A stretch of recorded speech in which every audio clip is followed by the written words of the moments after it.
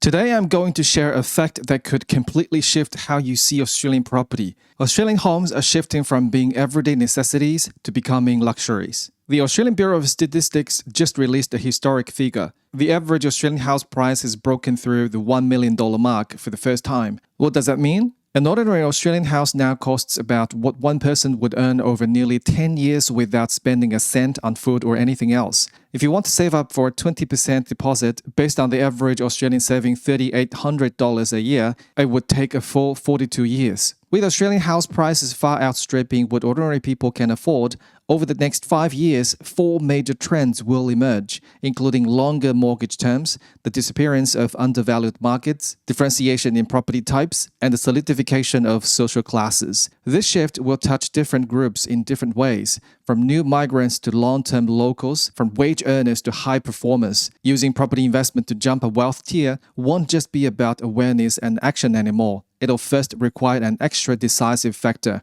and that factor is destined to be held by only a tiny minority. Hi, I'm Alex. I hold master's degrees in accounting and business administration. When I worked as an accountant and then a GM of a listed real estate company, I began my property investment journey. Then I started my own company, helping hundreds of people invest in the property market to achieve financial freedom and retire early. And you're watching AusPropertyStrategy, where I share information about real estate investment, economic trends, and wealth creation. If you like this video, smash the subscribe button and turn on the notification bell to watch new weekly videos. Without further ado, let's get into it. Ask people of different ages how long a home loan runs in Australia and you'll get different answers. Why? Times are different. Over the past 2 decades, mortgage terms have shown a steady drift upwards, longer and longer loans. From the late 1990s to the mid-2000s, most banks offered terms of around 25 years. The longer the term, the greater the interest margin risk the bank carries. Between 2014 and 2018, API set limits on investor loans and interest-only loans to cool and overheated credit market, but it didn't cap total loan terms. From 2010 to 2020, as prices kept rising and affordability worsened, most banks stretched mortgage terms from 25 to 30 years to ease monthly repayments. In recent months, with prices surging and buys falling behind, lenders have broken past the old ceilings and rolled out 40-year mortgages. In late 2024, Pepper Money launched the first 40-year term, quickly followed by RACQ, Credit Union South Australia, and Great Southern Bank. It feels like banks know you are struggling to repay, so they push the timeline out, pay less each month, hang on to the house,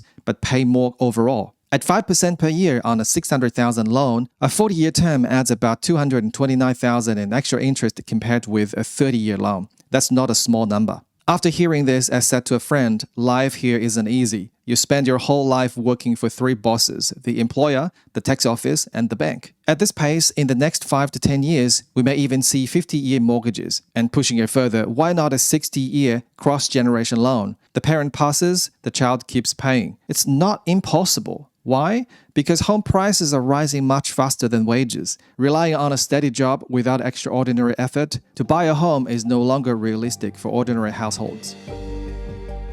Numbers don't lie. In 2025, to buy a house in Sydney, you'd need an annual income of $280,000, yet the city's median household income is only about $120,000 to $160,000. What does it mean? Even middle-income families in Sydney have been pushed out of the market. In 300 Sydney suburbs, you'd need more than $400,000 a year income to buy in. That means 2/5 of Sydney is now a no-go zone for average buyers. And Sydney is just the tip of the iceberg.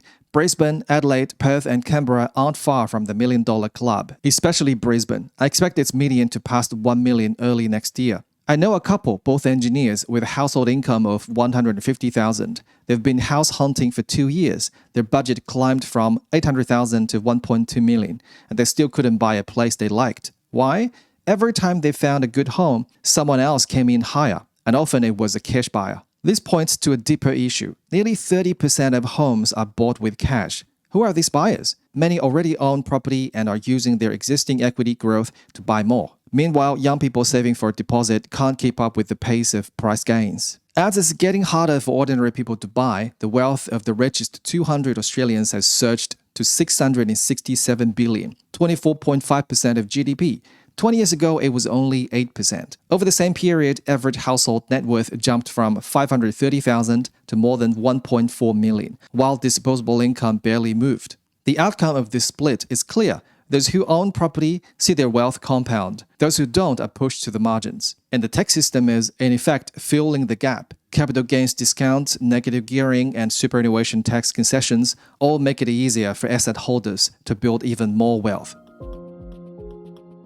Remember a few years ago when people kept saying, leave Sydney and Melbourne, buy in second-tier cities. Those so-called value pockets, that's undervalued markets or properties, have been completely filled. Look at the numbers and you'll see how dramatic it is. Perth, once considered cheap, rose 17.6% over the past 12 months. Adelaide climbed 12%, Brisbane 11%. Perth median price has now overtaken Melbourne's for the first time in a decade. Regional cities are performing well too. In Queensland, Mackay jumped 18.7% in the year, handing owners around $100,000 in paper gains. Townsville followed at 17.4%, Gladstone 16.5%, Rockhampton 13.2%. You may barely know these places, yet their gains beat Sydney and Melbourne. Why? That's affordability.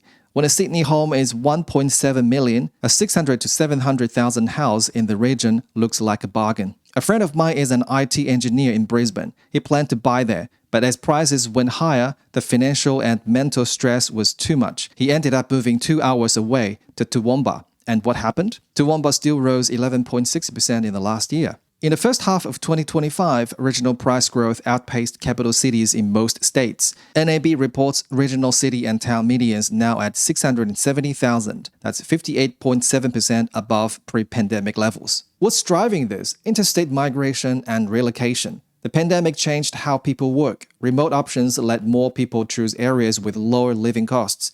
But the issue is, when everyone gets the same idea, those areas stop being cheap. What does this mean on a deeper level? It signals that Australia no longer has any true value pockets. No matter where you flee to, house price increases are outrunning ordinary income growth. That era of using low deposit through geographic arbitrage to build wealth is over. Price gaps between different property types in the same area are widening dramatically. In Sydney, the difference between detached houses and apartments has hit a historic high. Detached houses are now 105% more expensive than apartments. If an apartment goes for $800,000, a detached house in the same area would be over $1.6 million. This split is happening across the country. Since the pandemic, national detached house prices have risen 44.5%, while apartments are just up 20.7%. The price gap widened from $46,000 pre-pandemic to $207,000 now. But here's the key question. Is the divide temporary or permanent? I lean toward it being a structural shift. The pandemic made people realize the value of living space. They wanted bigger homes, private gardens, more privacy. At the same time, Australia's urban planning restricts new detached house supply, while there are many apartments available. In Brisbane's West End, on the same street, a 3-bedroom detached house sells for $1.2 million, while a 3-bedroom apartment goes for $650,000. Well, that was a few years ago. The $550,000 difference is the land premium. But for many first-time buyers, this choice doesn't even exist anymore. They can't afford apartments, let alone houses. The latest data shows Brisbane's apartments median has broken $700,000. High-end apartment projects, those with full amenities, in prime locations, with high scarcity, their price rises aren't lagging behind detached houses at all. Meanwhile, older, poorly located, mass-produced apartments could face greater devaluation risks. This property type split also carries a sociological weight. It's creating a new form of class division. People who own detached houses not only get a better living experience, but also faster asset growth. Those forced into apartments have limited living quality and relatively slower wealth accumulation. From an investment standpoint, it's changing the game rules. In the past, you could start with an apartment and then upgrade to a detached house. Now, that latter effect has vanished. Once you buy an apartment, stepping up to a detached house becomes nearly impossible. If you have any questions about property investment, please book a free 15-minute discovery call on our website. If you want a team offering one-stop service to help you build a property investment portfolio, achieve financial freedom, and retire early, join our Vision membership by booking a 30-minute obligation-free discovery session to start with. Or to keep it simple, our data-driven buyer's agency service can help. We buy and manage properties for our clients anywhere in Australia. Links to the service are in the description below. Here, I have to touch on a sensitive topic. Australia is going through an unprecedented wealth divide, and a big part of that shows up in the wealth differences between immigrants and locals. The data shows Australia is about to see the biggest wealth transfer in history, totaling between $3.5 and $5.4 trillion. This wealth mainly comes from the baby boomer generation, and over the next 20 years, it'll pass to their children and grandchildren. The problem is, this wealth isn't distributed evenly at all. In Sydney's wealthy areas like Rose Bay and Vaucluse, the average inheritance is close to $3.75 million. But in many outer suburbs, young people might inherit less than $500,000. That's not a small difference. Right now, 59% of people under 30 need help from their parents to buy a home, compared to just 3% back in 2010. But the key issue is, not every family can provide that kind of help. I've noticed an interesting pattern. Many first-generation immigrant families, especially Chinese and Indian ones, really want to buy property and are willing to take on high risks. Parents and kids pay the mortgage together or even sell assets from back home to put together a deposit. In contrast, some local Australian families, particularly the younger generation, rely more on government welfare and inheritances. 70% of baby boomers aren't willing to sacrifice their own lifestyle to help their kids buy a house, and 80% don't want to downsize their homes. This creates a fascinating situation. Groups with strong motivation to buy, mostly immigrants, are driving up prices, while local young people with lower earning power and parents who want help find it harder and harder to afford homes. Then those local young people vent their frustration on immigrants, blaming them for pushing up prices. In fact, they just hate the competition. But the reality is much more complex. Australia's tax and social security systems actually favor people who already have assets. If you already own a house, you can enjoy negative gearing benefits, capital gains tax discounts, and various tax breaks. But if you have no assets, you face higher tax burdens. The result of this system design is that the rich get richer more easily, while the poor find it hard to cross class lines. Working hard to create wealth and then buying property, that's become the necessary path for the poor to turn things around. Facing this new reality, different groups are choosing different ways to cope. I've summed them up into 3 paths, each with its own risks and opportunities. First path, the working class compromise route. This is the road most young people are taking. Since you can't afford a detached house, buy an apartment. Since you can't afford the city center, buy in the suburbs. Since you can't afford a new home, buy an old one. But reality is harsh. Even with these compromises, the threshold keeps rising. A single person earning $80,000 a year in Sydney can only afford apartments in 14 suburbs, and most of those suburbs are over 30 kilometers from the CBD. People on this path are facing a debt trap. High mortgage pressure means they don't dare quit their jobs, start businesses, or get sick. They're completely tied to their work. On paper, they own property, but their quality of life is dropping. Second path, the breakout route for successful people. These are usually high-income professionals, successful entrepreneurs, or investors who already own multiple properties. Their strategy is using gains from existing assets to buy more. In other words, you have to become a successful person first to deserve investment properties. This is totally different from before 2025,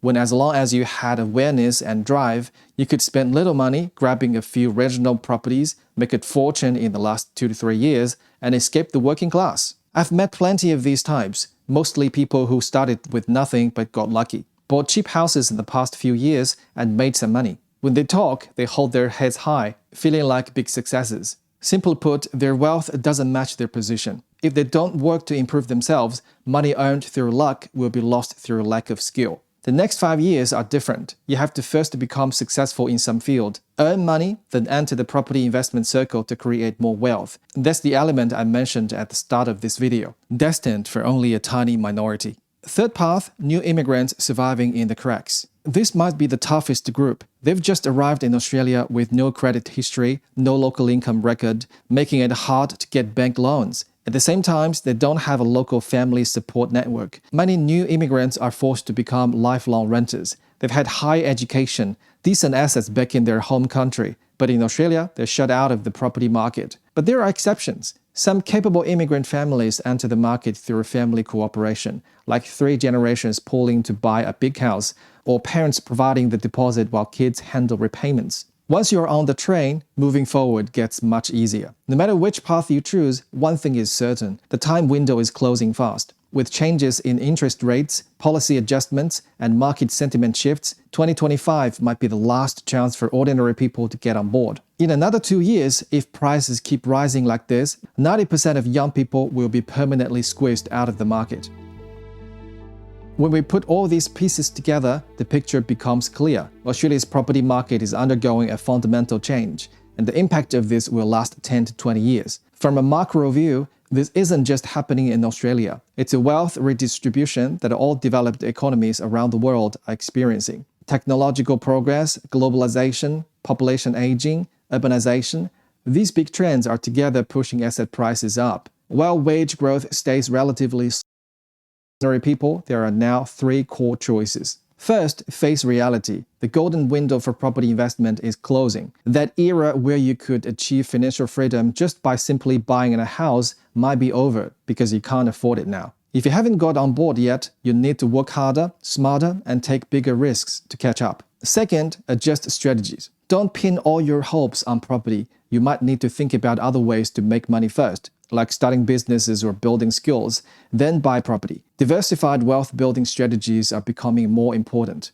Third, seize opportunities. If you still have the ability and chance to enter the market, now is the time. But it requires your drive and ability to handle pressure, because you need to endure longer commutes, smaller spaces, and bigger mortgages. 5 years from now, 10 years from now, when you look back at today's numbers and choices, which side of the wealth divide do you want to be on? Will you keep waiting or do whatever you can to get on board? If you made it this far, please give me a thumbs up, subscribe, and share this with your friends. Turn on the notification bell to watch new weekly videos. And have a good one. Bye.